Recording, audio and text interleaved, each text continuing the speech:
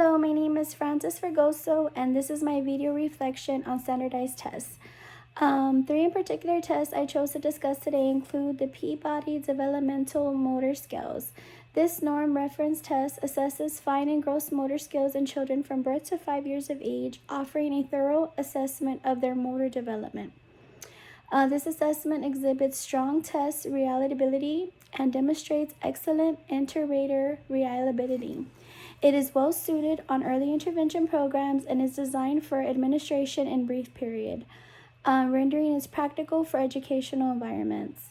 The Battelle Developmental Inventory BD12 is included in the next norm reference test, which evaluates developmental progress in areas including cognitive, social-emotional, communication, physical abilities in children from birth to age to 7. The Battelle shows high internal consistencies across its domains and exhibits strong retest reliability, which implies stability over time when administered with the same child. Its reliability makes it suitable for various developmental assessments and early interventions, and its ease of use allows administration in multiple settings. These two assessments can provide significant insights into children's development and thereby empowering educators and parents to make informed decisions regarding early intervention options and additional support that can be offered to the child. Both assessments exhibit strong reliability and are viable tools in assessing early childhood development.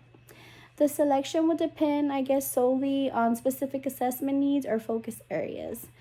Next, we have the Creative Curriculum Developmental Continuum, which is a framework used in the Criterion Reference Test for children from birth to age of 5. It assesses developmental areas across multiple domains.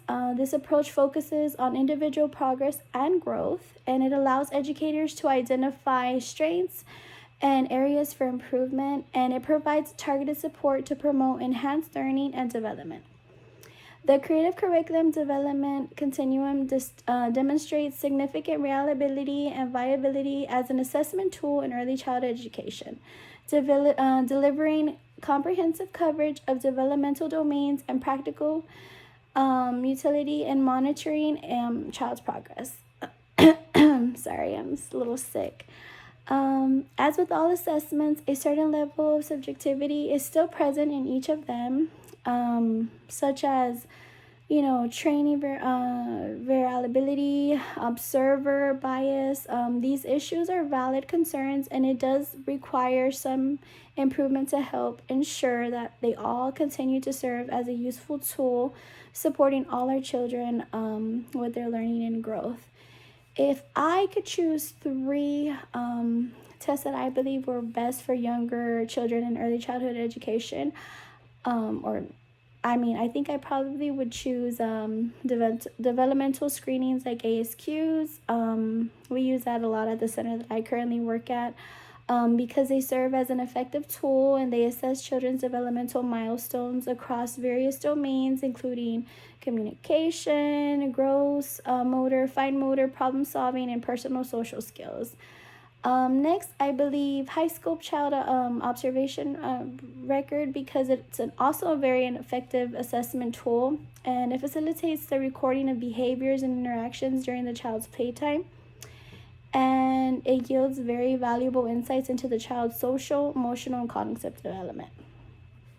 Lastly, the play-based assessment, because it's an effective tool that involves observing children during play activities, providing an opportunity to evaluate their creativity, problem-solving skills, social interactions, and emotional regulation. And now, here's how I connect to it. Now as I try to connect and to standardized testing, I can recall that there was always a lot of pressure surrounding the standardized tests. I was a great student in school. Typically, I would receive A's and B's, but I still remember stressing about performing well on those types of examinations because tests have always made me feel nervous. I never agreed on I never really agreed on the test determining who I was as a student based on the score I'd receive. I believe most of my friends probably felt the same way. Some were really terrified. I remember their parents being extremely strict, and their parents would become upset if they didn't receive a high score. So sadly, I feel like that's more than likely still happening. Now, as we continue to head into a new direction with education, I think we can all agree that standardized tests are they're not going anywhere, and we will continue to remain and they will continue to remain a large part of our educational landscape. It is evident that standardized tests continue to be utilized universally. However, educators and policymakers are increasing advocating more for their students and a more multifaceted approach to assessing student learning. I feel like there are now more advancements in a lot of the assessments that are being done in the methods that we are using currently in schools. And more developmental and comprehensive evaluation tools are being considered to help students learning, which has caused more, has given us a more deeper understanding of the intelligent enhancements of student learning outcomes. I still, however, wonder if one day the sole indicator of a child's abilities will mean more than just a score, and I think we'd all agree.